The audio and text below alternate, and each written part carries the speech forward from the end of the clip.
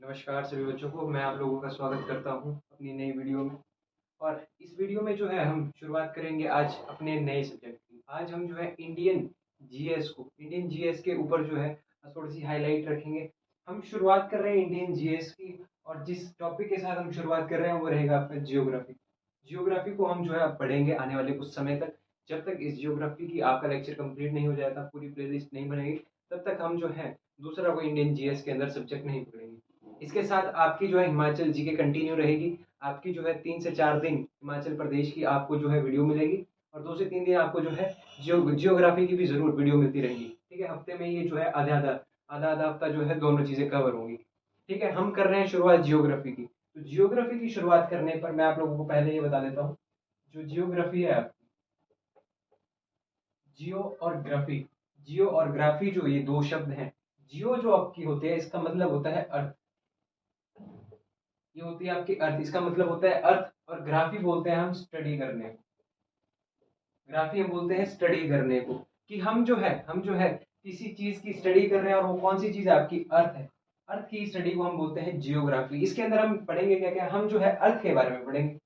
हम अर्थ के बारे में पढ़ेंगे, अर्थ के अंदर के बारे में, पृथ्वी के अंदर के बारे में पढ़ेंगे, बाहर के बारे में पढ़ेंगे, उसकी परत के ऊपर जो जो रिलीफ्स हैं, जो जो आपके नदी झरने, जो जो भी चीजें हैं, वो सारी की सारी हम जो है आपकी जियोग्राफी के अंदर कवर करेंगे।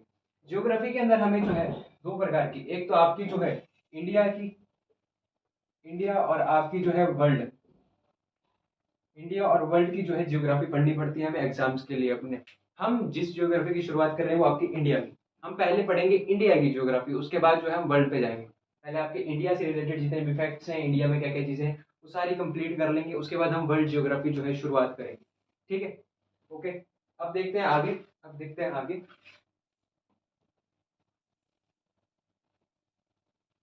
इस इंडियन ज्योग्राफी के जो लेक्चर रहेगा आज, जो है हम इंडिया के बारे में कुछ बेसिक चीजें देखेंगे। हम स्थिति देखेंगे। हम जो है बहुत बेसिक बेसिक सी चीजें हैं कि भारत की स्थिति है कहाँ पे। भारत के बारे में जो जो भी फैक्ट्स हैं इंडियन जियोग्राफी से रिलेटेड, वो सारे आज की वीडियो में जो है हम कवर करेंगे। उसके बाद जो है हम हिमालयस के बारे में पढ़ेंगे। हिमालयस के बारे में बाद में जो है हम जितने भी आपके जिस जिस प्रकार की भी जो है रिलीफ्स आपके भारत के अंदर है, वो सारी चीजें हम आगे कवर करेंगे। लेकिन आज जो है एक इंट्रोडक्शन वीडियो रहेगी। इंट्रोडक्शन वीडियो रहेगी इंडियन ज्योग्राफी की। इंडियन ज्योग्राफी की जो है आज एक इंट्रोडक्शन वीडियो रहने वाली है। इसके अंदर हम जो इंट्रोड्यूस करवाऊंगा मैं आप लोगों को भारत से, बाहर भारत के जो है ज्योग्राफी जो है उससे जो है मैं आप लोगों को इंट्रोड्यूस करवाऊंगा। तो हम पहले जो है भारत की स्थिति देखते हैं। भारत की जो है स्थिति देखते हैं। हम देखते हैं कि भारत जो है कौन से कॉन्टिनेंट में आता है। पहले यही बहुत इंपॉर्टेंट बात है कि कौन से कॉन्टिनेंट के अंदर जो है भारत देखने को मिलता है आपको। तो आपको पता है कि एशिया, एशिया कॉन्टिनेंट के अंदर जो है भारत स्थित है। भारत जो है एशिया कॉन्टिनेंट का हिस्सा है। उसके अलावा हम देखते हैं भारत की स्थिति, भारत की स्थिति वर्ल्ड मैप पे, ग्लोब में हम भारत की स्थिति देखें तो आप लोगों को अगर पता हो कि जो ग्लोब है, ग्लोब आपका कुछ इस प्रकार से, अगर आपकी धरती है, अगर इस प्रकार से आपकी धरती है, तो आप लोगों को पता होना चाहिए कि जो धरती को बिल्कुल बीचों बीच जो लाइन जा रही है, जो आपकी अक्षांश जो है धरती के बिल्कुल बीचों बीच से जा रही है, आपकी जो है बिल्कुल ग्लोब के बीचों बीच से जा रही है, उसको हम बोलते हैं 0 डिग्री लाइन। 0 डिग्री लाइन, इसी को इसका नाम दिया जाता है, इसी को जो है भूमध्य रेखा कहा जाता है। इसी को जो है आपका भूमध्य रेखा कहा जाता है। इसी को जो है हम विषुवत रेखा बोलते हैं, इसी को हम भूमध्य रेखा बोलते हैं। ये आपका जो है सबसे लंबा अक्षांश होता है। अक्षांश होता है, अक्षांश क्या होते हैं आपकी ऐसी लेटी हुई लाइन, जो हॉरिजॉन्टल लाइंस होती हैं इनको हम अक्षांश बोलते हैं। और जो आपकी ऐसे खड़ी हुई लाइन होती हैं आपकी ऐसे कुछ इस प्रकार से, इनको हम बोलते हैं आपके देशांतर। तो अक्षांश के बारे में अगर बात कर रहे हैं, अक्षांश के बारे में अगर हम बात कर रहे हैं यहाँ पे, तो हम देखते हैं कि आपकी सबसे लंबी जो अक्षांश होती है वो होती है आपकी 0 डिग्री लाइन। 0 डिग्री लाइन आपकी भूमध्य रेखा। उसके अलावा जो है एक अक्षांश हमें पढ़नी पड़ती है, वो आती है यहाँ पे 0 डिग्री से 23 23.5 डिग्री ऊपर, और 0 डिग्री से जो है 23.5 डिग्री नीचे। यहाँ पे आएगी आपकी 23.5 डिग्री, 23.5 डिग्री नॉर्थ, और ये रहेगी आपकी 23.5 डिग्री साउथ। ये दो अक्षांश हमें पढ़नी पड़ती है यहाँ पे। इसके अलावा जो है इनके ऊपर आपका यहाँ पे 66.5 डिग्री, 66.5 डिग्री आपका नॉर्थ, और यहाँ पे आपका 66.5 डिग्री साउथ। ये कुछ अक्षांश रेखाएं हैं जो हमें इंपॉर्टेंट, इनके बारे में हमें पढ़ना पड़ता है। जो आपकी 23.5 डिग्री नॉर्थ की अक्षांश है, इसको कहा जाता है कर्क रेखा। इसको कहा जाता है कर्क रेखा। और आपकी जो 66.5 डिग्री की है, इसको कहा जाता है आपका आर्कटिक रेखा। आर्कटिक रेखा। और उसी प्रकार से अगर मैं साउथ की बात करूं तो 23.5 डिग्री साउथ को कहा जाता है आपका मकर रेखा। मकर रेखा। और इसको कहा जाता है आपके 66.5 डिग्री को अंटार्कटिक रेखा। इंग्लिश वालों को, इंग्लिश वाले जो मीडियम से हैं उनको मैं बता दूं, ये आती है आपके यहाँ पे इक्वेटर, इसको कहा जाता है 0 डिग्री को इक्वेटर। ये रहेगी आपकी tropic of cancer, tropic of capricorn, tropic of capricorn, ठीक है। ये आपकी आर्कटिक लाइन है और ये आपकी अंटार्कटिक लाइन है, ठीक है। अगर मैं भारत की बात करूं, भारत जो है, भारत की स्थिति क्या है ग्लोब में, तो भारत की स्थिति कहीं ना कहीं रहती है इस 23.5 डिग्री कर्क रेखा के ऊपर। भारत की स्थिति रहेगी कर्क रेखा के ऊपर, कहीं पे आपका जो है लगभग लगभग यहाँ पे आपका जो है भारत आएगा। भारत जो है आपका कहीं ना कहीं यहाँ पे सिचुएटेड होगा, ठीक है। तो अगर मैं यहाँ पे स्थिति की बात करूँ तो स्थिति क्या है भारत की, भारत की जो है स्थिति क्या है, तो भारत की स्थिति है ग्लोब के ऊपर, भारत आता है उत्तरी गोलार्ध में।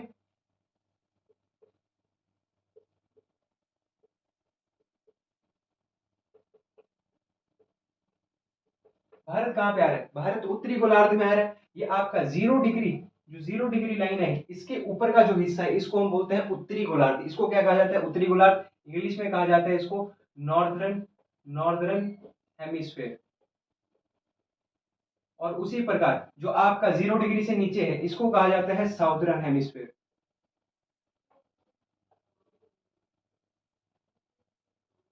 ये इस प्रकार से आपका आपका नॉर्दर्न हेमिस्फेयर, जिसको हम उत्तरी गोलार्ध बोल रहे हैं हिंदी में, 0 डिग्री से नीचे का जितना भाग है, ये जितना भाग है 0 डिग्री से नीचे का, इसको क्या कह रहे हैं, इसको कह रहे हैं हम साउथर्न हेमिस्फेयर। इसको बोल रहे हैं हम दक्षिणी गोलार्ध। आपका भारत कहाँ पे है, आपका भारत कौन से गोलार्ध में आ रहा है, आपका भारत आ रहा है यहाँ पे उत्तरी गोलार्ध में। भारत की स्थिति कहाँ पे आ रही है, उत्तरी गोलार्ध के अंदर आ रही है। भारत जो है उत्तरी गोलार्ध में उत्तर की तरफ है, और उत्तर में भी कौन सी तरफ है, पूर्वी तरफ है। तो हम प्रॉपर बोल रहे हैं कि भारत की जो स्थिति है ग्लोब में वो है उत्तर पूर्वी। भारत जो है उत्तर पूर्वी गोलार्ध में आ रहा है, ठीक है। ये गोलार्धों का जो है, ये गोलार्धों के बारे में और भी फैक्ट्स आते हैं, और भी फैक्ट्स आते हैं। हम सूर्य से रिलेटेड पढ़ते हैं फैक्ट्स, कुछ कुछ फैक्ट्स जो होते हैं हम सूर्य से रिलेटेड पढ़ते हैं आपकी कि जो आपका सूर्य है, जो आपका ये सूर्य है, इसकी जो रेज है वो लंबवत पड़ रही है या फिर सीधी पड़ रही है। जो आपका सूर्य है वो कहीं ना कहीं 23.5 डिग्री नॉर्थ से लेकर आपका 23.5 डिग्री साउथ तक ही जो है प्रकाश डालता है। मतलब कि जो सूर्य की आपकी हम बात करें पोजीशन की, तो ये कभी भी जो है आपका सूर्य, कभी भी जो है आपका सूर्य इस 23.5 डिग्री नॉर्थ से ऊपर नहीं जाएगा, और ना ही इस 23.5 डिग्री साउथ से नीचे आएगा। मतलब कहीं ना कहीं जो है इन्हीं भाग के बीच में, जो ये भाग है आपका बीच का, जो आपका ये बीच का भाग है, इसी पे जो है सूर्य की रेखाएं हमेशा जो है सीधी पड़ेंगी।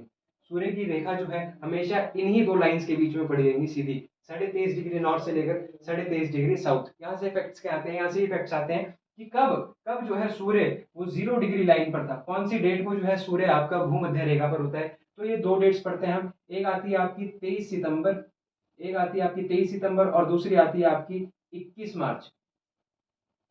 23 सितंबर और 21 मार्च को आपका जो सूर्य होता है वो कौन सी रेखा पर होता है, 0 डिग्री लाइन पर होता है, भूमध्य रेखा पर होता है। हम इससे इसके बारे में क्या फैक्ट्स बनते हैं कि आपके दोनों गोलार्धों में जो है दिन और रात, उसकी अवधि जो है वो बराबर रहेगी। जो आपका ड्यूरेशन है, टाइम ड्यूरेशन आपका दिन का और रात का, वो दोनों जो दोनों गोलार्ध है उनके अंदर जो है बिल्कुल बराबर रहेगा। कौन सी तारीख को होगा ये, आपका 23 सितंबर और 21 मार्च को। कब जो है आपका सूर्य, कब जो है आपका सूर्य कर्क रेखा पर पहुंचेगा, कब आपका सूर्य जो है कर्क रेखा पर पहुंचेगा, ये पहुंचता है आपका 21 जून को। 21 जून को जो है आपका सूर्य वो कर्क रेखा पर पहुंच जाता है। और आपका 22 दिसंबर को, 22 दिसंबर की तारीख को जो है आपका सूर्य कहां पर होता है, मकर रेखा पर होता है, ट्रॉपिक ऑफ कैप्रिकॉर्न पर होता है 22 दिसंबर को। यहाँ से प्रश्न क्या बनते हैं, यहाँ से प्रश्न बनते हैं कि कौन सा दिन जो है उत्तरी गोलार्ध में सबसे बड़ा होता है, कौन सा दिन जो है उत्तरी गोलार्ध में सबसे बड़ा होता है। वही दिन सबसे बड़ा होगा जब सूर्य कर्क रेखा पर होगा। कौन सी तारीख को होता है कर्क रेखा पर, तो 21 जून को आपका जो है सूर्य कर्क रेखा पर होता है, तो सबसे बड़ा दिन होता है ये उत्तरी गोलार्ध में।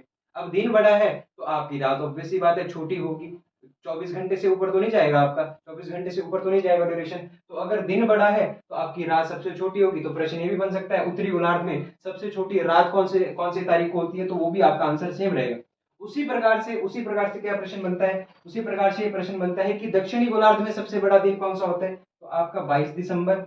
और सबसे छोटी रात तो भी 22 दिसंबर। ये कुछ फैक्ट्स हैं, ये कुछ फैक्ट्स हैं ग्लोब से रिलेटेड, ये फैक्ट्स हैं आपके सूर्य से रिलेटेड कि कहाँ कहाँ पे कितना कितना जो है उसकी लंबवत कैसे आपकी जो रेडिएशन है, जो आपकी उनकी रेडिएशन है वो कैसे पड़ रही हैं। ये सारी चीजें हमें जो है डिटेल में बात करनी है क्लाइमेटोलॉजी में। लेकिन जितनी चीजें आप पढ़ते चलोगे उतना आसान आपके लिए ज्योग्राफी बनेगी, क्योंकि बहुत सारे फैक्ट्स हैं, बहुत सारे फैक्ट्स हैं। ठीक है, तो आपके भारत से रिलेटेड हमने क्या फैक्ट पढ़ा कि भारत में सबसे लंबा दिन क्या होगा, 21 जून का होगा, और सबसे छोटी रात कौन सी होगी आपकी, 21 जून की होगी। ठीक है, ये सारी चीजें थी। हमने यहाँ से देखा कि भारत की स्थिति कहाँ पे है। भारत की स्थिति जो ग्लोब में है ये आपकी उत्तर पूर्वी है, उत्तर पूर्वी गोलार्ध में जो है आपका भारत आता है। अब ये जैसे हमने अक्षांशें पढ़ी, तो ये तो है नहीं जरूरी कि आपका 23.5 डिग्री ही एक अक्षांश होगा यहाँ पे। यहाँ पे तो ऐसे ग्लोब के अंदर बहुत सी अक्षांश बनी होंगी, पूरे ग्लोब के ऊपर जो है बहुत सी अक्षांश होंगी। उसी प्रकार से आपकी देशांतरें भी ऐसी बनी होंगी, देशांतरें भी जो है बहुत सारी होंगी। यहाँ पे कुछ इस प्रकार का जाल बनेगा, कुछ इस प्रकार का जो है आपको देखने को मिलता है। आप अगर मैप को ढंग से देखते हो, आप ग्लोब को देखते हो, तो वहाँ पे डॉटेड डॉटेड लाइन होती हैं ऊपर। आप अगर वो क्या होती है, वो डॉटेड लाइन दर्शाती क्या है, वो आपके अक्षांश और आपके देशांतरों को दर्शाती हैं। ये कुछ इस प्रकार की होती हैं, 0 डिग्री, फिर 1 डिग्री, 2 डिग्री। उसी प्रकार से जैसे हमने यहाँ पे पढ़ा, आपकी सबसे बड़ी अक्षांश 0 डिग्री मान लेते हैं अगर इसको हम, उसके बाद ये 1 डिग्री, ये 2 डिग्री। इस प्रकार से हम कहाँ पे पहुंचे हैं, 23.5 डिग्री को हमने नॉर्थ को क्या नाम दे दिया, कर्क रेखा दे दिया। तो हम यहाँ पे बता रहे हैं, इसके इसके आधार पर हम बता रहे हैं कि भारत जो है कहीं ना कहीं, भारत जो है कहीं ना कहीं इस प्रकार से फैला होगा। इसका एक बिंदु में तो होगा नहीं, भारत कोई पॉइंट तो है नहीं, भारत का एक क्षेत्रफल है, भारत का एक क्षेत्रफल है, तो कहीं ना कहीं जो है बहुत सी अक्षांशों में बहुत सी देशांतरों को छूता होगा भारत। भारत में जो है बहुत सी अक्षांशें जो है जारी होंगी, बहुत सी देशांतर बट रही होंगी। हमें कौन सी पढ़नी है, हमें सिर्फ जो है एंड के पॉइंट्स देखने हैं कि भारत की स्थिति यहाँ पे कौन सी देशांतर है, भारत में यहाँ पे कौन सी देशांतर जो है भारत के जो है ईस्ट साइड को, जो सबसे पूर्वी बिंदु है भारत का, वहां पे कौन सी देशांतर उसको छू रही है। जो भारत का सबसे पश्चिमी स्थान है उसमें कौन सी देशांतर उसको छू रही है। जो भारत का सबसे नॉर्थ है, जो भारत का सबसे उत्तरी स्थान है, वहां पे कौन सी अक्षांश उसको छूकर जा रही है। आपका जो दक्षिणी है वहां पे उसको कौन सी अक्षांश छूकर जा रही है। ये चीजें देखनी है। तो ये पॉइंट्स हम पढ़ते हैं, ये पॉइंट्स हम पढ़ते हैं कि हमें देखने को मिलता है कि सबसे उत्तर में जो अक्षांश भारत को छू रही है वो आपकी 37 डिग्री 6 मिनट आती है, 37 डिग्री 6 मिनट आती है। तो कौन से स्थान पर आती है, ये स्थान आता है आपका लद्दाख, ये स्थान आता है आपका लद्दाख। कुछ बुक्स में अभी भी जम्मू कश्मीर दिया होता है इसको, अभी भी कुछ बुक्स में इसको जम्मू कश्मीर दिया होता है। तो यहाँ पे देखना आपने, ये स्थान जो है ये आपका लद्दाख में है, ये स्थान जो है आपका लद्दाख में है। इस पॉइंट को क्या कहा जाता है, यहाँ पे जो सबसे नॉर्थ में पॉइंट है 37 डिग्री 6 मिनट पे, इस पॉइंट को कहा जाता है आपका इंदिरा पॉइंट, इस पॉइंट को कहा जाता है इंदिरा पॉइंट। उसी प्रकार से अगर मैं दक्षिण की बात करूं, उसी प्रकार से मैं सबसे नीचे की बात करूं, तो आपका 8 डिग्री 4 मिनट, 8 डिग्री 4 मिनट अक्षांश जो है यहाँ पे सबसे सबसे दक्षिणतम बिंदु को छू रही है। और इस दक्षिणतम बिंदु जो है ये आपका आता है कन्याकुमारी में, ये आपका स्थान आता है कन्याकुमारी, कन्याकुमारी। और इस पॉइंट का नाम क्या है, इस पॉइंट का नाम है आपका केप कैमोरिन, इस पॉइंट का नाम आता है आपका केप कैमोरिन। तो आपको ये याद होना चाहिए कि आपका जो है अक्षांश की बात करें, अगर अक्षांशीय विस्तार की बात करें, अगर अक्षांशीय विस्तार की बात करें भारत की, तो अक्षांशीय विस्तार है कहां से कहां तक, तो अक्षांशीय विस्तार भारत का रहेगा आपका 8 डिग्री 4 मिनट से लेकर, 8 डिग्री 4 मिनट से लेकर कहां तक, ये जाएगा आपका ऊपर 37 डिग्री 6 मिनट तक, 37 डिग्री 6 मिनट तक। ये क्या है, अक्षांशीय विस्तार है। अक्षांश ये वाली आपकी सबसे दक्षिण में और आपकी सबसे उत्तर में। ठीक है, तो ये आपका जो है कितना विस्तार है, यहाँ से शुरू होता है 8 डिग्री 4 मिनट से और कहां तक जाता है ऊपर 37 डिग्री 6 मिनट तक। कई बार तो पूछ ली जाती है कि लंबाई कितनी है, ये एक्चुअली में ये लंबाई कितनी है आपकी। तो ये अक्षांशों के रूप में जो है लंबाई को नापा जाता है, देखा जाता है कि कितनी टोटल अक्षांशें उसमें से जा रही है, फिर उस अक्षांश को जो है हम उसकी लेंथ के हिसाब से जो है मल्टीप्लाई करते हैं। जैसे कि कई बार तो ये डायरेक्ट प्रश्न आता भी है कि दो अक्षांशों के बीच में जो है कितनी दूरी होती है, दो अक्षांशों के बीच में आपकी जो है लगभग लगभग 111 मीटर की जो है 111 किलोमीटर की जो है दूरी होती है दो अक्षांशों के बीच में, आपने याद रखना है। दो अक्षांशों के बीच में पूछ लिया जाए या फिर दो देशांतरों के बीच में पूछ लिया जाए तो 111 किलोमीटर की जो है दूरी होती है। उसी प्रकार से इन टोटल अक्षांशों को जो है गिना जाता है, 111 किलोमीटर के साथ जो है मल्टीप्लाई किया जाता है। और हम जो है लंबाई पता लगाते हैं, हम जो है लंबाई पता लगाते हैं कि भारत की जो लंबाई है ऐसे, तो ये आएगी आपकी 3214 किलोमीटर, 32-14 किलोमीटर, मतलब कि जो अक्षांशीय विस्तार है आपका 8 डिग्री से लेकर ऊपर 37 डिग्री तक, अगर मैं किलोमीटर में बात करूं तो ये आएगा आपका 32-14 किलोमीटर, ये लंबाई रहेगी 32-14 किलोमीटर। अगर मैं देशांतर की बात करूं इस प्रकार से, तो देशांतरीय विस्तार, अगर देशांतरीय विस्तार की बात करूं आपकी, देशांतरीय विस्तार की बात करूं तो ये कहां से कहां तक है आपका 68 डिग्री, 68 डिग्री 7 मिनट से लेकर 68 डिग्री 7 मिनट से लेकर ये जाएगा आपका 97 डिग्री 25 मिनट तक, 97 डिग्री 25 मिनट तक। ये आपका पॉइंट है, ये आपका पॉइंट है जो सबसे पश्चिम में आ रहा है भारत में, इस आपका पॉइंट है जो सबसे पश्चिम में आ रहा है, ये आता है आपका गुजरात में, ये पॉइंट आता है आपका गुजरात के अंदर, गुजरात के अंदर ये पॉइंट आता है। इस पॉइंट को क्या नाम दिया जाता है, इस पॉइंट को जो है गौर माता भी जो है नाम ले दिया जाता है, गौर माता भी जो है इसको नाम दिया जाता है। इसको जो है सरकरीक पॉइंट भी कहा जाता है, इसको जो है आपका सरकरीक पॉइंट भी इसको कहा जाता है, इसको जो है नारायण सरोवर भी कहा जाता है, इस पॉइंट को जो है नारायण सरोवर कहा जाता है, सरकरीक पॉइंट या फिर गौर माता भी जो है इसको नाम दे दिया जाता है। ये पॉइंट है आपका जो सबसे जो है आपको पश्चिम में देखने को मिल रहा है 68 डिग्री 7 मिनट, कौन से आपके स्टेट में आता है, ये आता है आपके गुजरात में। उसी प्रकार से सबसे पूर्वी देखें हम, तो सबसे पूर्वी आ रहा है आपका 97 डिग्री 25, 97 डिग्री 25 मिनट ईस्ट पर, ये आपका आता है अरुणाचल प्रदेश, ये आ रहा है आपका अरुणाचल प्रदेश स्टेट में। ये पॉइंट जो सबसे आपका पूर्वी बिंदु है, जो सबसे पूर्वी बिंदु है अरुणाचल प्रदेश के अंदर आता है। और इस पॉइंट को जो है किबुथु कहा जाता है, इस पॉइंट को जो है किबुथु भी कहा जाता है। ठीक है, ये चीजें आपने याद रखनी है, इस आपने जो है याद रखनी है। ये तो हमने लंबाई की बात करी, अगर चौड़ाई की बात करूं मैं यहाँ से लेकर यहाँ तक, चौड़ाई की बात करूं तो आपका देशांतरीय विस्तार को अगर मैं किलोमीटर में बताऊं तो ये आपका 29-33 किलोमीटर की जो है चौड़ाई रहती है भारत की, 29-33 किलोमीटर की जो है चौड़ाई रहती है। ये हमने जो है कहीं ना कहीं बताया है कि स्थिति कहाँ पर है इस ग्लोब में, जो है इस ग्लोब में जो है भारत की स्थिति है कहाँ पे। अगर मैं यहाँ पे बात करूँ तो यहाँ पे जो है भारत की स्थिति कुछ इस प्रकार होगी, ये आपके पॉइंट्स आएंगे और यहाँ से जो है प्रश्न पूछे जाते हैं, यहाँ से जो है प्रश्न पूछे जाते हैं। अगर हम यहाँ पे देख रहे हैं तो कर्क रेखा जो है भारत को काट कर जा रही थी, यहाँ से जो है ऐसे इस प्रकार से जो है भारत से जो है कर्क रेखा निकलती है, इस प्रकार से जो है भारत से कर्क रेखा भी निकलती है। अभी हम बात करेंगे कर्क रेखा के बारे में। उसके पहले जो है मैं क्षेत्रफल की बात करूं, अगर भारत के क्षेत्रफल की बात करूं मैं टोटल,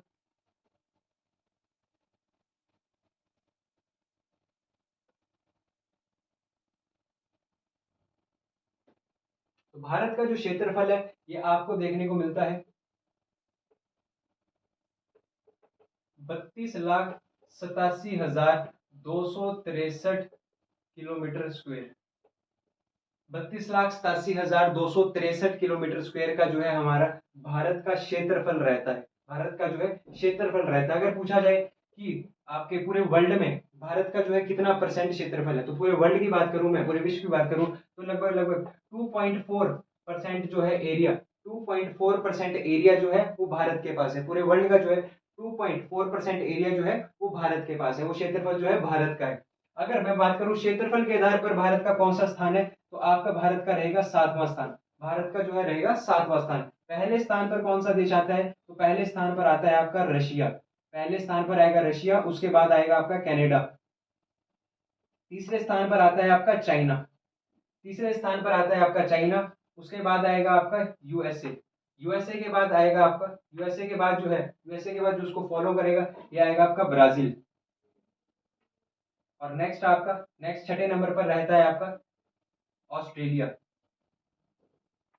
और सातवें स्थान पर, सेवंथ स्थान पर जो है आपका भारत आता है क्षेत्रफल में, क्षेत्रफल के आधार पर जो है आपका भारत का जो है कौन सा स्थान रहेगा, 7वां स्थान रहेगा। ये बात थी भारत के क्षेत्रफल के बारे में कि कितना परसेंट एरिया है पूरे विश्व का भारत के पास, तो 2.4% जो है एरिया है भारत के पास। ठीक है, अगर मैं जनसंख्या की बात करूं तो लगभग लगभग आपका जो है 142 करोड़ के ज्यादा जो है 142 प्लस करोड़ से ज्यादा जो है जनसंख्या जा चुकी है, पहले नंबर पर आपका जो है भारत का स्थान आ चुका है, भारत पे जो है स्थान आ चुका है। अगर जनसंख्या की बात करें तो पूरे विश्व की जनसंख्या के कितने प्रतिशत जनसंख्या जो है वो भारत में रहती है, तो लगभग लगभग 17%, 17% लोग पूरे विश्व के जो है भारत के अंदर रहते हैं। और कितने एरिया पर रह रहे हैं इतने 17% लोग, ये केवल और केवल 2.4% एरिया पर रह रहे हैं। ठीक है, ये कुछ फैक्ट्स थे, इसके बाद हम बात करते हैं कर्क रेखा की बात करेंगे हम, कर्क रेखा की कि कौन से फैक्ट्स बनते हैं कर्क रेखा से रिलेटेड। आप लोग जो है इसको साथ के साथ लिखते रहिए, वीडियो को पॉज कर कर स्क्रीनशॉट लेना चाहते हो तो साथ के साथ जो है स्क्रीनशॉट भी आप लोग ले सकते हो इन नोट्स का। कर्क रेखा की बात करें तो भारत के जो है बीचों बीच से होकर कर्क रेखा निकलती है। कितने राज्यों से निकल रही है कर्क रेखा, तो भारत के जो है 8 राज्यों से होकर, भारत के जो है 8 राज्यों से होकर जो है कर्क रेखा निकलती है। सबसे पहले बात करें हम, सबसे पहले जो है आपके गुजरात में, सबसे पहले जो है गुजरात से निकलती है।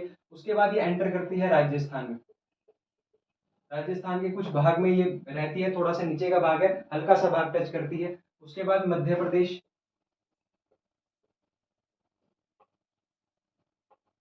राजस्थान के बाद जाएगी मध्य प्रदेश में, उसके बाद एंटर करती है छत्तीसगढ़,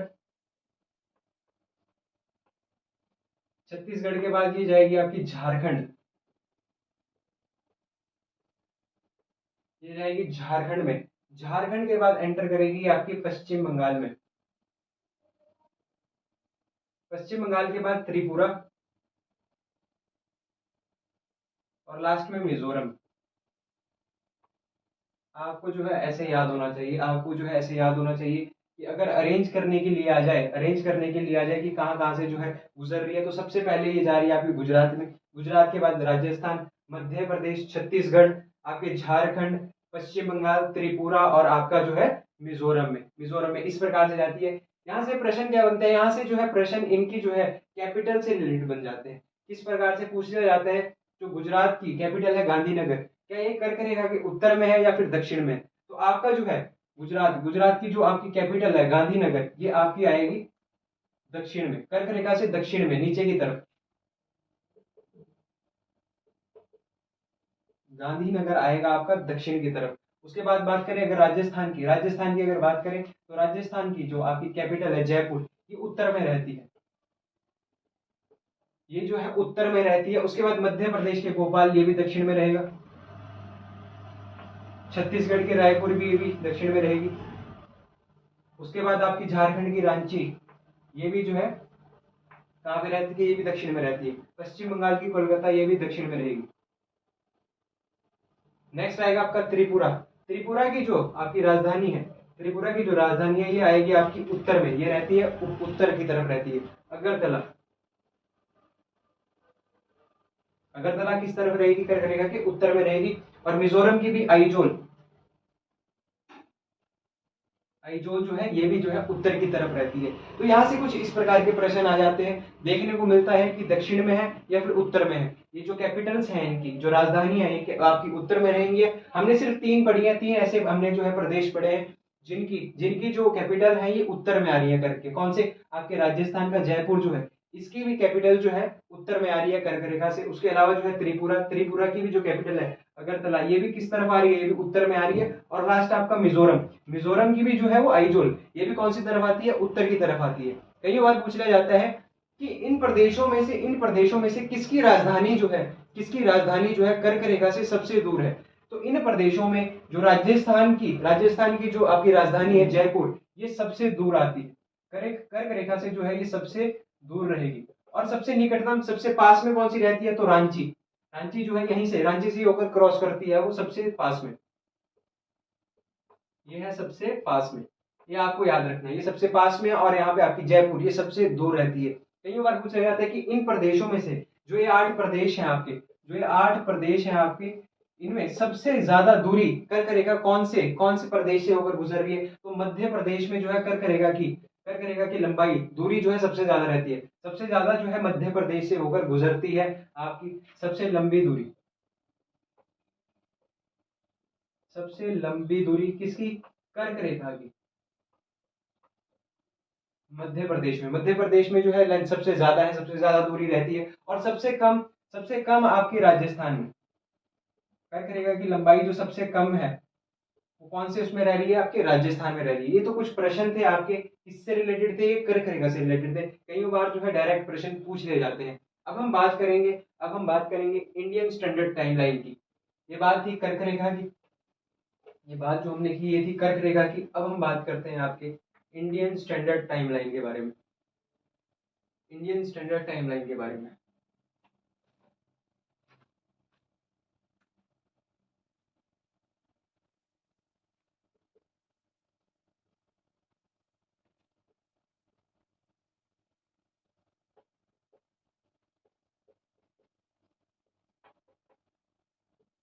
देखिए ये जो टॉपिक है आपका, इसको हम वर्ल्ड में बहुत ज़्यादा डिटेल में कवर करेंगे, लेकिन हमें यहाँ पे जो है हल्की हल्की सी जानकारी लेनी है। हमें जो है हल्की सी जानकारी लेनी है। हमने जो है इंडियन स्टैंडर्ड टाइमलाइन माना किसको है? ऐसी देशांतर, देशांतर कौन सी बताई थी मैंने आप लोगों को? जो सीधी है, जैसे वर्टिकली अरेंज होती है, ऐसे लंबी, इस प्रकार से जो ये देशांतरें जा रही हैं, ये ग्लोब में से होकर जा रही है, इनको देशांतर कहा जाता है। ऐसी देशांतर रेखा जो भारत के बीचों बीच से होकर गुजर रही है, ऐसी देशांतर रेखा जो, मान लीजिए यहाँ पे आपका भारत आ रहा है, मान लीजिए यहाँ पे आपका भारत आ रहा है, और ऐसी देशांतर रेखा जो भारत के बीचों बीच से होकर गुजर रही है, इसी को हम जो है क्या मान लेते हैं? इंडियन स्टैंडर्ड टाइमलाइन मान लेते हैं। और ये आपका जो पॉइंट माना जाता है, ये आता है आपका 82.82 डिग्री। 82.82 डिग्री को जो है हम मानते हैं क्या? हम मानते हैं इसको देशांतर, इसको मानते हैं हम ऐसी देशांतर जो भारत के बिल्कुल बीचों बीच से होकर गुजर रही है, और इसी को हम मान लेते हैं अपना इंडियन स्टैंडर्ड टाइमलाइन जो है, इसको मान लिया जाता है। ठीक है। पूछ लिया जाता है कई बार ये भी प्रश्न आता है कि भारत का जो समय है, ये ग्रीनविच लाइन से कितना आगे चल रहा है? तो ग्रीनविच जो टाइम लाइन है, उससे जो भारत का स्टैंडर्ड टाइम लाइन है, वो आपका जो है लगभग लगभग 5.5 घंटा, 5.5 घंटा जो है आगे चलता है। 5.5 घंटा जो है ये समय आगे चलता है। कई बार प्रश्न पूछा जाता है, ये 82.82 डिग्री जो लाइन है, ये आपका कौन से पॉइंट को माना गया है? ये कौन सा पॉइंट है? तो ये आपका पॉइंट आता है यूपी में। ये पॉइंट आता है आपका यूपी में, मिर्जापुर स्थान पर। मिर्जापुर कहाँ पे है? ये आपका, ये प्रयागराज में है, इलाहाबाद जिसको हम बोलते थे, ये आता है आपका प्रयागराज में। अगर प्रॉपर स्थान पूछे मिर्जापुर में भी, अगर प्रॉपर स्थान पूछे मिर्जापुर में भी, तो नैनी, नैनी जो है ये प्रॉपर स्थान है। ठीक है। यूपी में आपका प्रयागराज के अंदर मिर्जापुर जो है, मिर्जापुर जो जिला है, वहां पे एक स्थान आता है नैनी। ये पॉइंट मान लिया जाता है आपका। यहीं से हम मानते हैं, यहीं से हम गणना करते हैं इंडियन स्टैंडर्ड टाइमलाइन की। इसके बारे में प्रॉपर जो है, इसके बारे में हम प्रॉपर पढ़ेंगे कि कैसे जो है टाइम को निर्धारित किया जाता है देशांतरों के रूप में, देशांतरों के रूप में। इसके अलावा अक्षांशों के बारे में, देशांतरों के बारे में भी बहुत डिटेल में पढ़ना है हमें। सिर्फ यहाँ से जो है भारत को फोकस कर रहे हैं हम, सिर्फ इंडिया से रिलेटेड जो भी फैक्ट्स हैं वो चीजें देख रहे हैं हम यहाँ पे। अगर हम और जो फैक्ट्स बन सकता है यहाँ से कि कौन से प्रदेशों से होकर गुजर रही है, कौन से प्रदेशों से होकर जो है आपका इंडियन स्टैंडर्ड टाइमलाइन जो आपका देशांतर है, कौन से राज्यों से होकर गुजर रही है, तो सबसे पहले यूपी से स्टार्ट हो रही है, जैसे मैंने आपको बताया, ये नैनी स्थान है यहाँ से।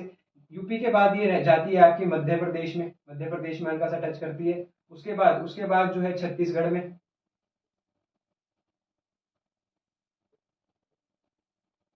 छत्तीसगढ़ के बाद ये एंटर करेगी आपकी उड़ीसा में, और लास्ट में आएगा आपका आंध्र प्रदेश।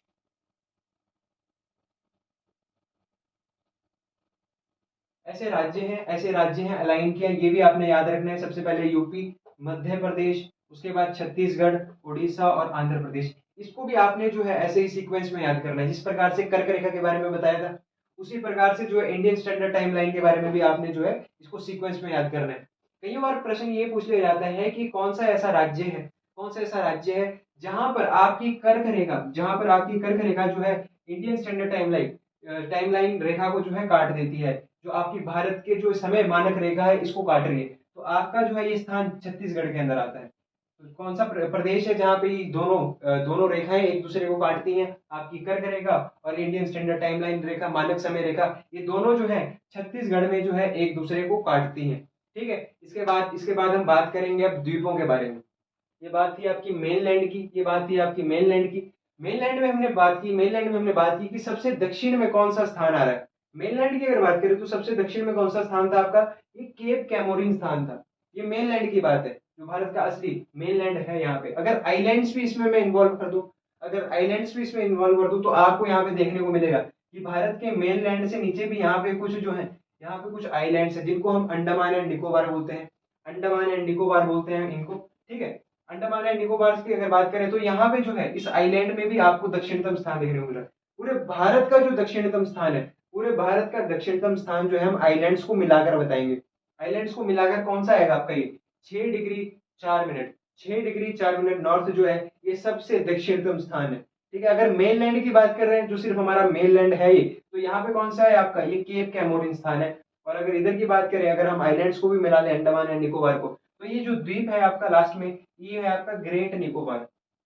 ये आता है आपका ग्रेट निकोबार। इस स्थान पे ही, ग्रेट निकोबार के ही जो है दक्षिणतम बिंदु को हम क्या बोल रहे हैं, कौन सा नाम दे रहे हैं यहाँ पे हम? इस स्थान को बोला जाता है पिगमिलियन पॉइंट या फिर आपका इंदिरा पॉइंट। इस 6 डिग्री 4 मिनट को क्या बोला जाता है? इंदिरा पॉइंट, या फिर इसको कहा जाता है पिगमिलियन पॉइंट।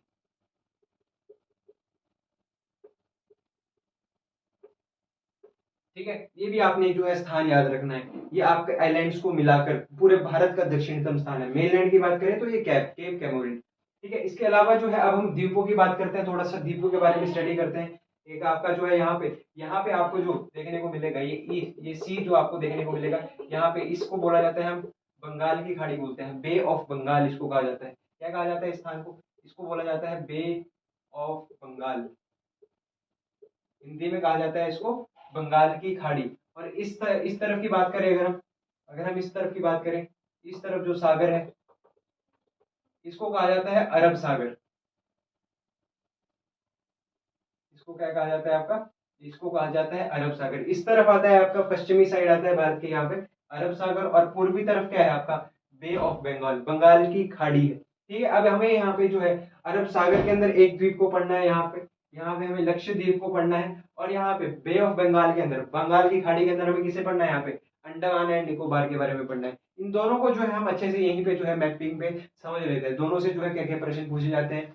यहाँ पे भी कुछ ऐसी अक्षांश हैं, यहाँ पे भी कुछ ऐसी अक्षांश हैं जो हमारे लिए इंपॉर्टेंट है। कुछ ऐसे चैनल्स हैं जिनको, उन चैनल्स को कुछ नाम दिया हुआ है, वो हमारे लिए इंपॉर्टेंट जो है। द्वीपों के बारे में स्टडी करेंगे, आपका अंडमान निकोबार और आपका जो है लक्षद्वीप है उसके बारे में देखेंगे। हम जो प्रायद्वीप में जो भी आपकी खाड़ियां हैं, खाड़ियों के बारे में देखेंगे, कौन सी खाड़ी कहाँ पर आती है, कौन से तट को, कौन से प्रदेश के साथ कौन सा तट लगा हुआ है, वो आगे आने वाली वीडियो में हम जो है देखेंगे। उसके साथ ही जो है हम इस वीडियो की भी रिवीजन थोड़ी सी हल्की सी आगे करेंगे, क्योंकि geography is all about revision. जितने फैक्ट्स आप इनको बार बार देखोगे, एक बारी में देखो किसी को याद नहीं होगा कुछ भी। जितनी बार हम इस चीज को रिपीट करते रहेंगे उतना ज्यादा जो है हमारे लिए काम आसान होता रहेगा। हमारे अपने लिए जो है काम को हमें आसान बनाना है, कैसे? रिवीजन करते करते। उसके अलावा आप लोगों को ये जो नोट्स हैं, ये हमने जो है आपके टेलीग्राम चैनल जो हमारा बना था, हमने डिस्क्रिप्शन में हर वीडियो में उसका लिंक रहता है। आप जाइए उस चैनल को जो है ज्वाइन कर लीजिए, उस ग्रुप को ज्वाइन कर लीजिए। वहां पे जो है हम नोट्स जो है डालना शुरू कर चुके हैं। वहां पे मैथ्स के क्वेश्चन भी आ रहे हैं, रीजनिंग के क्वेश्चन भी आ रहे हैं आपके। आप लोग भी जो है इस चैनल को वहां पे जो है ज्वाइन करिए और उसका जो है बेनिफिट उठाइए, और ये नोट्स भी आपको वहां पे मिल जाएंगे। ठीक है, तो धन्यवाद, मिलेंगे आपको नेक्स्ट वीडियो में। तब तक के लिए आपको जो है चैनल को सब्सक्राइब करना है, आप लोगों को जो है बेल आइकन को दबा देना है। जय हिंद, जय भारत।